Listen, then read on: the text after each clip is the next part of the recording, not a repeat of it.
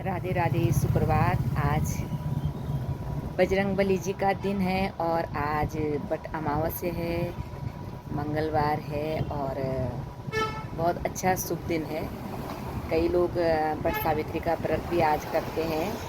तो मुझे सुबह ही शॉप पे आना पड़ा, इसलिए थोड़ा सा सुंदरकांड पढ़ती हूँ मंगलवार को, और आज टाइम नहीं मिला है तो मैं दुकान में आ गई हूँ। और सुंदरकांड तो नहीं पढ़ पाऊँगी, लेकिन ये छोटी सी एक किताब एक बार बेटी ने गिफ्ट में दी थी, अपने भाई को दी थी। भाई तो पढ़ने से रहा, तो ये मैंने दुकान में रखी हुई है और मैं इसको जो है जब टाइम लगता है तो पढ़ लेती हूँ। बहुत ही प्यारा गिफ्ट भी है ये बड़ा सुंदर इसका डिब्बा है, और किताब कहीं खोए ना, इसलिए इसी से ये कनेक्ट की हुई है, इसी के अंदर रहती है और ये इसका ऐसे डब्बा बन जाता है। तो बीच में कोई आए तो वो बात अलग है, नहीं तो हनुमान चालीसा है इसमें और कई सारी चीज़ें हैं, तो थोड़ा सा पढ़ लेती हूँ मैं शॉप में ही बैठ के। जय हो बजरंगबली जी।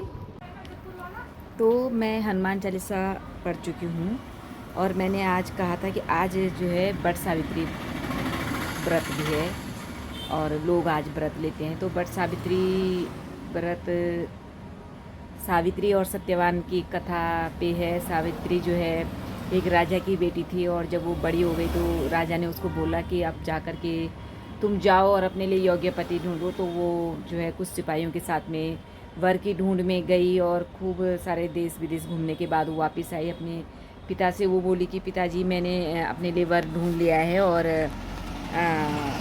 सत्यवान को मैंने पति के रूप में पसंद किया है। वो अपने अंधे माता पिता के साथ में रहता है। उसी समय जो है राजा के पास ही नारद ऋषि बैठे हुए थे, और नारद ने बोला कि ये तो बड़ी दुर्भाग्य की बात है कि आपकी बेटी ने जिस वर का चयन किया है वो वर केवल 12 वर्ष जीवित रहेगा, जिसमें से कि उसके 10 बरस निकल चुके हैं, 2 ही बरस रह गए हैं। लेकिन सावित्री ने बोला कि पिताजी, मैं तो मन से उन्हें अपना पति मान चुकी हूँ और अब तो संभव है नहीं कि मैं ये अपना फैसला बदल दूँ। तो उसके पिता ने उसकी शादी सत्यवान से कर दी। सत्यवान के माता पिता अंधे थे।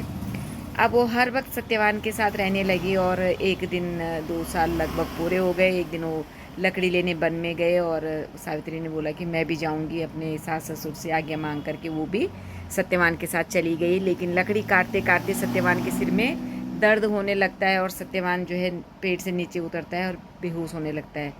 सावित्री सब समझ जाती है कि समय आ गया है। वो सत्यवान का सिर अपनी गोदी में लेती है और बैठ जाती है। थोड़ी देर में जो है यमराज जी बिल्कुल लाल वस्त्र धारण के उसके पास आते हैं और वो बोलती है कि महाराज आप कौन है। तो वो बोलते हैं कि मैं जो है यमराज हूँ, तुम्हारे पति की आयु पूरी हो गई और मैं इनके प्राण लेने आई हूँ। तो वो बोलती कि महाराज, औरों को तो लेने आपके दूत आते हैं, आप स्वयं क्यों आए। तो वो बोलते हैं कि सत्यवान बहुत ही जो है महान आत्मा है, इसलिए इस आत्मा को लेने मैं खुद आया हूँ। तो वो सत्यवान के प्राण से सत्यवान के शरीर से उसके प्राण निकालता है और जाने लगता है पीछे पीछे।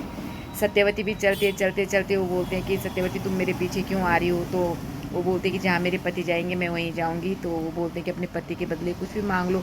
वो बोलते हैं कि मेरे अंधे सास ससुर को आँख मिल जाए। तो वो बोलते हैं कि तथास्तु। फिर भी वो पीछे पीछे आती है, तो वो बोलता है कि अब क्या चाहिए। वो बोलता है मेरे सास ससुर का राज्य वापस मिल जाए। यमराज तथास्तु बोलते हैं। फिर पीछे पीछे आते वो बोलते हैं कि अब क्या चाहिए। वो बोलते हैं मेरे पिता को जो है पुत्रों की प्राप्ति हो जाए। वो तथास्तु बोलते हैं। फिर पीछे पीछे आते हैं, फिर बोलते हैं कि सावित्री अब क्या चाहिए। वो बोलते हैं कि मुझे 100 पुत्रों की प्राप्ति का आशीर्वाद चाहिए। तो वो तथास्तु बोल देते हैं। फिर वो पीछे पीछे आती है, तो यमराज बोलते हैं कि सावित्री अब क्या है। तो वो बोलते हैं कि महाराज आपने मुझे 100 पुत्रों का वरदान दिया है, लेकिन पुत्र तो मेरे पति को आप ले जा रहे हो, तो पुत्र कैसे होंगे।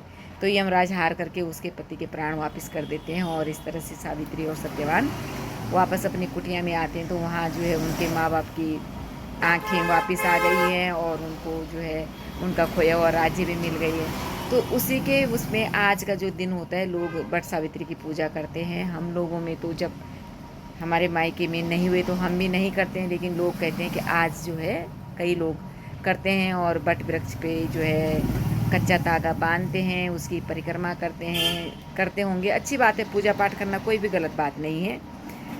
तो ये थी बट सावित्री की कथा। तो अच्छा लगता है कि पहले के ज़माने में लोग कितना निष्ठावान थे और कितने सत्यवादी थे, कितना मतलब उनका